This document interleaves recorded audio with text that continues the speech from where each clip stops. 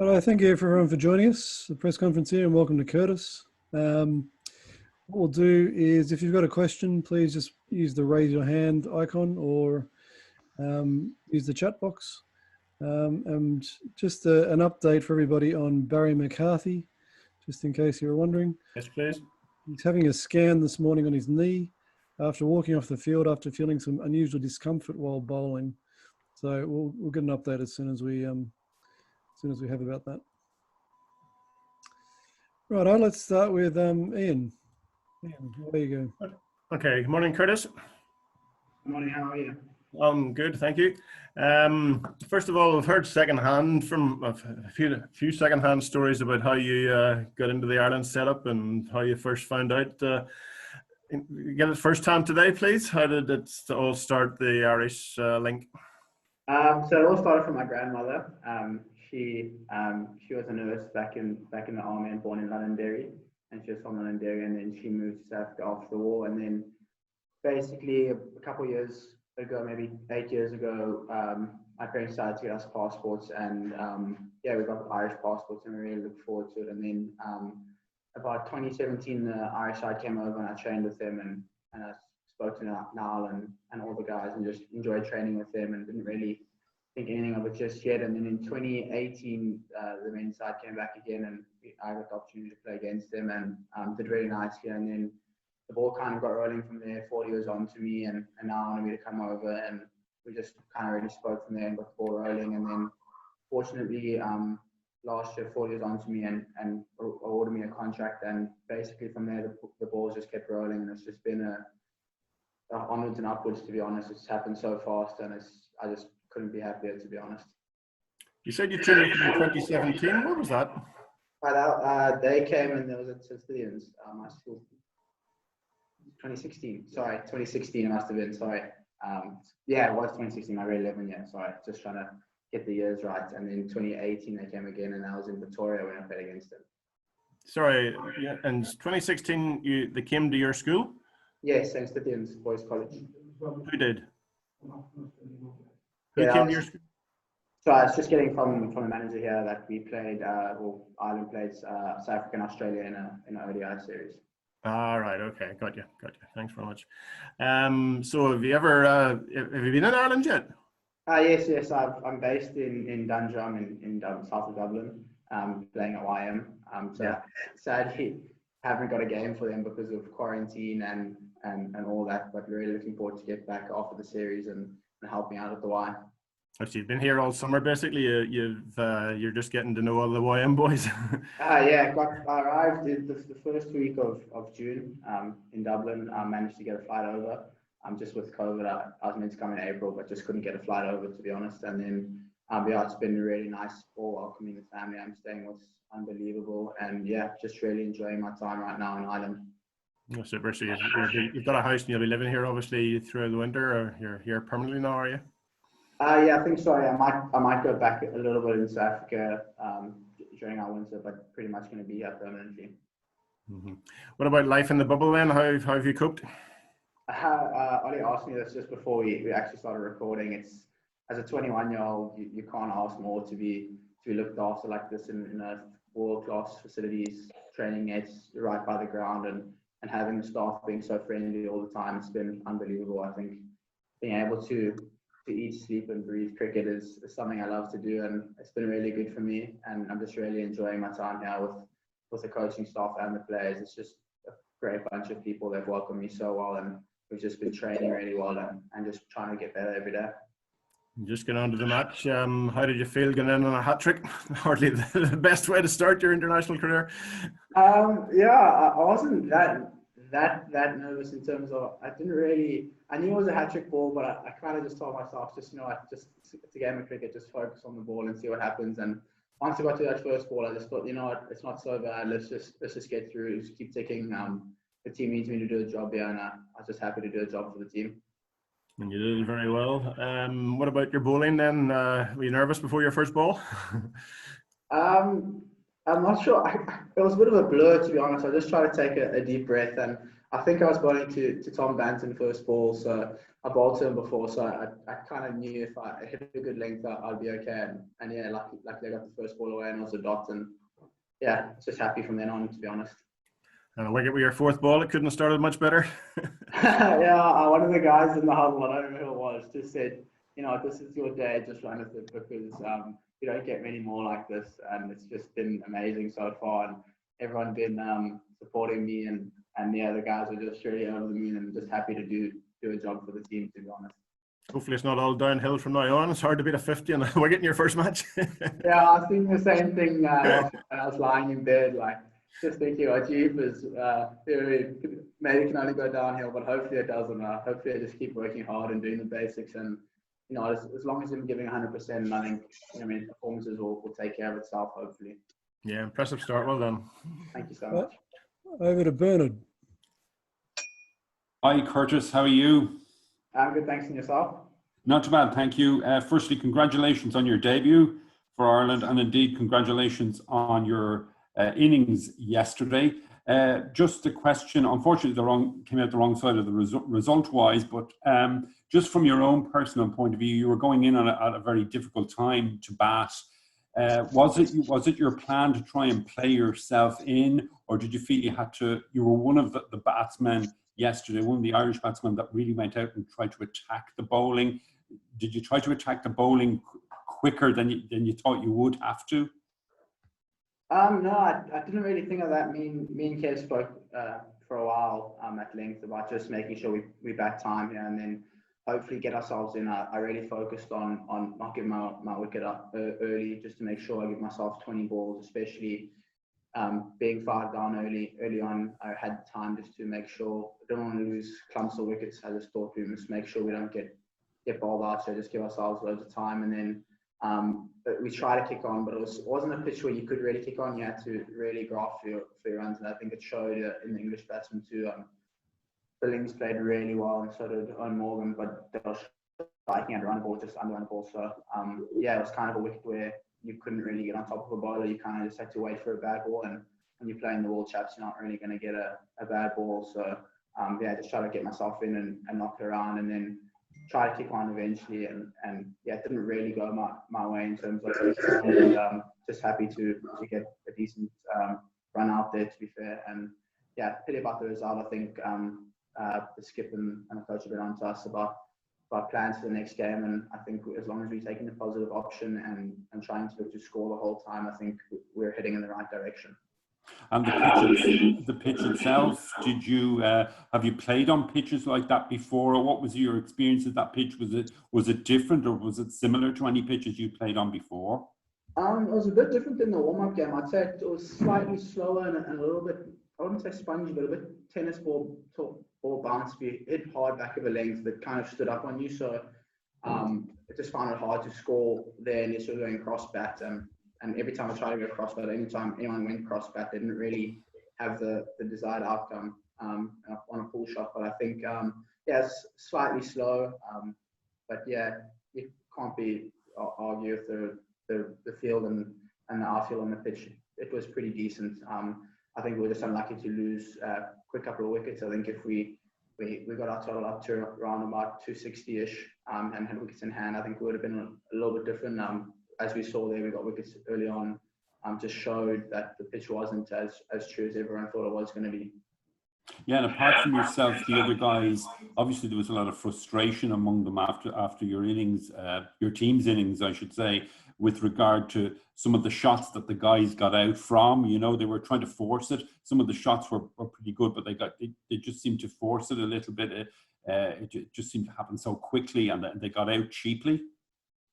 Yeah, I think we're trying to adapt to the wicket because it was so different to the warm-up game. The warm-up game wicket was really true, good surface, and came onto the bat really well. And we saw England scored 370 in a 40-over game, and we scored 300 in both warm-up games we played. So that was our kind of thing. Looking at 300 as par, but that wicket, I wouldn't say 300 as par. I think 300 would have been over par. So we just had to adapt quickly, and I think they just got first use of the wicket, and it's gone around a little bit, and we're just unfortunate that pretty much any false shot or anything that was half chance for them just went to hand. And I think you just kind of have those days as a team. Go to Matt Henry. Hi, Curtis. Congrats on yesterday. Thanks for this. You mentioned some of this with Ian earlier, but Niall O'Brien described the point where you first spoke to him as you coming up and whispering in his ear that you've got an Irish passport. Is that quite how it happened, or is it a bit different? Similar enough, to be honest. From before the game, our coach organised for me to play, and before he knew that I had an Irish passport, and then we were kind of just talking to the guys, and pretty much halfway through, he just said, "Listen, you're knocking around really well, you're batting nicely." He was trying to get me to play a bit of ego shots, which I did succumb to it at 19 years old, but luckily that paid off.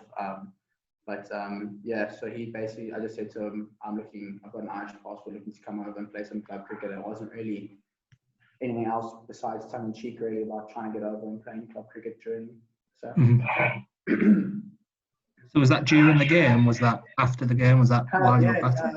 No, I was keeping, so it was during the game. In the first little bit of it, just saying that he said, "Listen, you're a good player, I'll chat to you after the game," and that's kind of where one thing led to another. Yeah.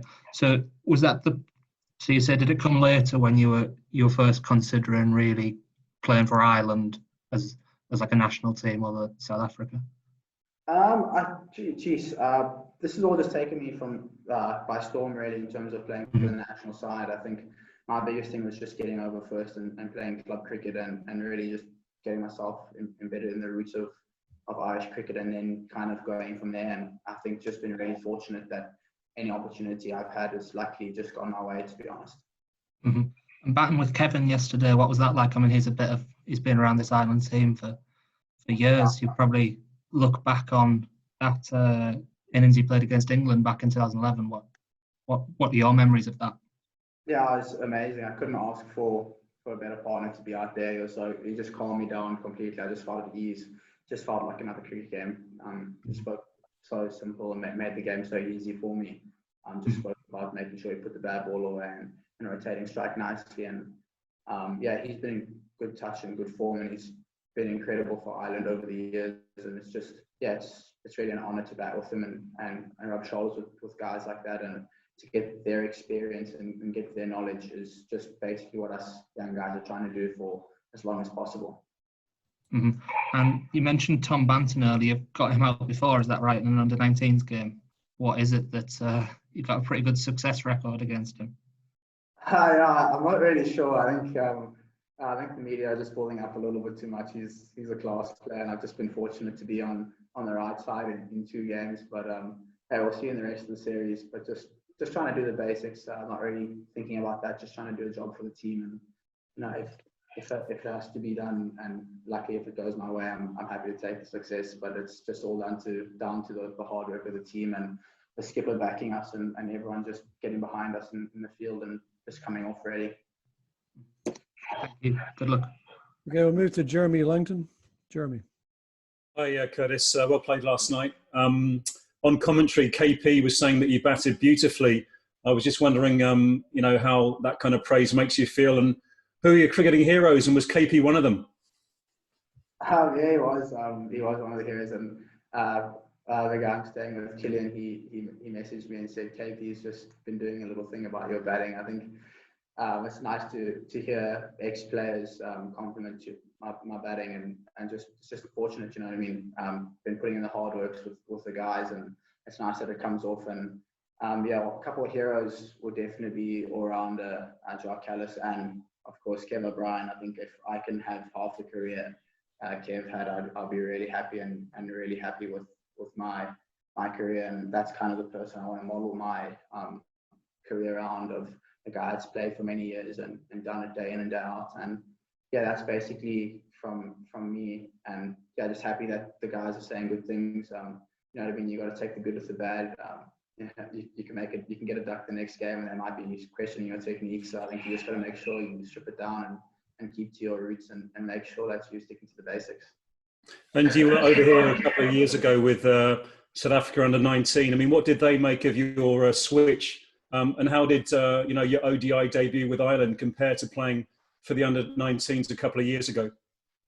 I think both very proud moments. I think as a young kid, you always dream of playing red cricket and international cricket. And I think all the coaches back home in South Africa and friends and family have all been on to me just saying congratulations, and everyone's been really supportive. And yeah, it's just been a dream come true to make my ODI debut. I didn't expect it to happen so soon, and it's just been amazing so far. And I'm just trying to take it in. I think the biggest thing that the guys said to me was just take it all in and really enjoy the day. And I think I did that quite well. I just try to stay in the moment as long as possible. I didn't want to make anything a blur because you only have an ODI debut once. And yeah, it's just really loved it. And to play against the world champs and to do nicely was just a cherry on top. I was just happy to be out there and playing cricket during these uncertain times. And just finally, do you think Ireland can beat England in the next 2 games? I think so. I think if we, I'd like to think so. We've been working really hard and putting in the hard yards. And a couple of key batters have been in really good touch. And we just need to play a really good game, make sure bowlers execute and batters come out and score the runs. I think the guys in the batting department have been really well lately and hitting the ball nicely. And it's just, one of those days where it just went their way. In terms of the bowling, it just put us on a massive back foot. But hopefully in the next 2 ODIs, we can string together some good performances and just win the small margins, the small moments. And we put a lot of small moments together, then hopefully the end result will take care of itself. Thanks, well played. Matt Roller. Matt? Yeah, hi, Curtis. Yeah, just following up on the question there about sort of what the reaction's been like in South Africa about your decision. Has everyone been positive? Have you had a little bit of negativity here and there? People saying, why are you leaving the system or whatever? Not really. I wouldn't say the guys in South Africa have been, I don't really follow that, to be honest. Just getting all the messages and support back from friends and family has been really good, and coaches. And you can't really hop on the negative stuff. There might be some negative things out there, but I haven't had a look at it, to be honest. Just making sure staying in the moment and focusing on the game of cricket in the end. And then just on the pitch, it sort of spun a bit yesterday in the chase by the looks of things, and I think you're using the same one tomorrow. Are you sort of expecting it to be dry and slowish, or? I'm not sure. I think we'll have a look at the pitch data on tomorrow morning. Yeah, it was a bit weird. Some spun, some didn't spin, so it was quite hard to play. But Mo only got 1 or 2 to rag, and so did Scrap. I think it will maybe turn a little bit more. It looks a little bit dry under. We haven't had that much rain in Lithuania. It's mainly been baking sun. So yeah, it might spin, it may not spin. I suppose just kind of we've got to get there on the day and see the conditions and assess them and adapt as fast as we can. Cheers. John Kenny. Hi, Curtis. Hi, how are you? Good. Can you just lean in a little bit towards the computer? I'm just thinking of TV here, so if you wouldn't mind. Yeah. That's better, yeah. Thank you. In terms of what was said after the game, can you divulge a little bit of what was talked about in terms of the performance? I think, yeah, I'm sure I can. I think the batters are really disappointed. I think that we've been working extremely hard in the last 6 to 8 weeks, putting in countless hours and gym sessions, and just really disappointed in terms of it had to go that way. We took a lot of positives out of some of the bowling spells and the small partnerships at the end there, but I think, yeah, just slightly disappointed that we couldn't put more of a show on. But I think we will be back working hard today, and hopefully tomorrow we'll put out a better result. Sure. The top order batsmen obviously have to have a look at themselves, won't they? I mean, there was a piece on Sky yesterday where showed some of the players maybe head not in the right place. Do you think there was a kind of nerves or maybe rustiness about the whole squad coming back from such a long layoff? No, I don't think so. I think the guys have been training hard. I think we haven't had a lot of games, and that maybe could be the reason. But I think when you don't do well, there's always going to be scrutiny on small minor things. You know what I mean? This is elite level and international cricket. If your movements aren't 100% sharp on any given day, it's not going to go your way. So I think that's just how cricket is, to be honest. It was just a pity that 2 or 3 of our batters just weren't on today. They were hitting the ball lovely. It's just one of those things. You know, if Sturla flicks that one through the gap for 4, everyone's praising him, but we'll stop a little on him and he gets caught. People scrutinize on him, and you know what I mean, same for Bowl. wouldn't say it's the best ball, and he puts it away for a boundary, and he's away. It's just small moments in the game that unfortunately didn't go away, but the batters are in good nick and they're hitting the ball nicely in the nets, and hopefully they can take it into the game. I think the practice game was a good show of batters getting in, with Sterlo getting some runs, Bell getting runs, Kev getting runs, Harry getting runs, Purdy getting runs. Like, it just shows that the guys are in a good headspace and hitting the ball nicely. It's just one of those days that just didn't come off for us. Yeah, cricket can be such a cruel game, can't it, at times. In terms then of the selection, it was good to see Graham Ford and Balbo giving you and Harry Tector the chance. Obviously this is a very important game and a game series, obviously heading towards the World Cup qualification. But it's nice to see new players being blooded. You must have been thrilled when you got the call. I was over the moon. I was happy to be just here, to be honest, in the 21, and then I was fortunate enough to get in the 14, and then Bal came to me the night before the game and just said, "Listen, you're going to make your ODI debut with Harry," and it's quite a nice and fitting story that I got to make my debut with Harry, that I've been mates with for years, and we've got a good connection together. Unfortunate for his debut didn't go the way he would have planned, but you know what, he's a class act and a quality player, and I'm sure he'll be playing for Ireland for a long time with the way he's moving and the way he's hitting it now. I think he's one definitely for the future. He's just unbelievable, to be honest. Thanks, Curtis. Good luck tomorrow. And Ollie. Hi, Curtis. Only me again. Just for a bit of background, were you born in Pretoria? No, I was born in Johannesburg. Okay. And my question really is, have you had a chance to speak to your parents yet? They phoned me straight after the game. Had to have a quick chat before the coaches meeting, and then I got onto them this morning, and I'll probably get onto them this evening again.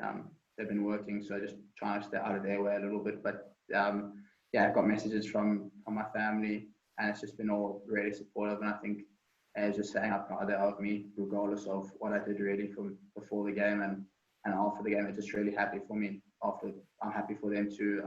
They sacrificed a lot for me to be here. They've done a lot for me, and it's just nice to reward them with a little bit of something, to be honest. Yeah, and just for a bit of context, your parents' names? So. Paul and Ingrid Campher. Yeah. Excellent. And playing your debut against England, I mean, you must have been playing against some guys that you grew up admiring and wanting to follow. Definitely, yeah. It's weird looking at guys, a couple of months ago, watching them on TV and watching World Cup highlights, and then having to come up against them and bowl to them and bat against them was kind of just a dream, really. I remember just thinking to myself, like, it's a real pinch me moment. Just trying to just focus and batting against them I was just enjoying every moment of it, to be honest. It's just an amazing thing for me, and I'm just really happy that it went my way, and it was nice to be out there. Were there any big South African names as a kid giving you advice, and did you take any of that advice on board yesterday? A couple of guys that I play county cricket that I went to school with, and also Vian Mulder sent me messages just saying really enjoy it and have fun and just keep backing yourself and your skills. And it's been nice to have guys that have played international cricket and played county cricket just backing you and just saying enjoy it. And it's been really good from my point of view. It's just enjoying my time here, and I've just been loving it, and I was just happy that it went my way. Can you give any names of who they might be? Ricardo Vasconcelos, Brandon Glover, Vian Mulder, they've all been on to me in the last while and just been supporting me and just been really good to me. And obviously looking ahead to tomorrow, I mean, the batsmen will be looking to right those wrongs. What is the plan, or what do you need to work on today? I think now he's going to go back and look at some footage. I think there's not much to go into the batting performance. Just a couple of, I'd say, decent balls that got us out, but nothing special. And I think making sure we assess conditions quite early on, and then just kicking on from there. We'll just see the pitch and adapt from there, and then make sure we really reassess and move forward from there. I think the batters are in good enough nick and they're quality enough to do it themselves. Not much we really have to go through about. It's just another game of cricket, and hopefully we can put the basics together and put it together. Okay, a couple last questions. Bobby Swarbrick. Morning, Curtis. How are you? I'm good, thanks. And yourself, Bobby? That's good. You built a lovely partnership with Andy McBride. Communication, how did that go? Yeah, I've been. We actually batted really nicely in the warm-up game too, and in the first little bit, it was quite hard to understand it because he wasn't really using the yes and no calls. He was kind of calling year one and that stuff. And we've been playing a bit of Call of Duty together, and just being around him has made it a little bit easier to understand him. But yeah, at the end there, we weren't even really calling; we were just running because we had that bit of instinct together. Okay, well, it was a nice partnership. It was nice to see it go so well. I know that a lot of the South African lads come over here can't understand why there are so many accents in such a small country. So you've done quite well there. A little question, there's been a small argument about the pronunciation of your surname. My pronunciation is Campher. Campher, okay. Yeah. Yeah, nothing to do with the camper van, which has been mentioned. That's great. Thanks for that. And well done yesterday. Terrific. And hopefully we'll have more of the same tomorrow from you. Thank you so much. Thank you. Okay, thank you very much all. Unless anyone's got any last questions, that's it for today. Thank you to Curtis for making the time. The Irish selectors are meeting in about half an hour's time, and we'll announce the squad this afternoon for ODI 2. Okay, thank you very much. Thanks, Craig. Thanks so much, Craig. Thanks, Craig.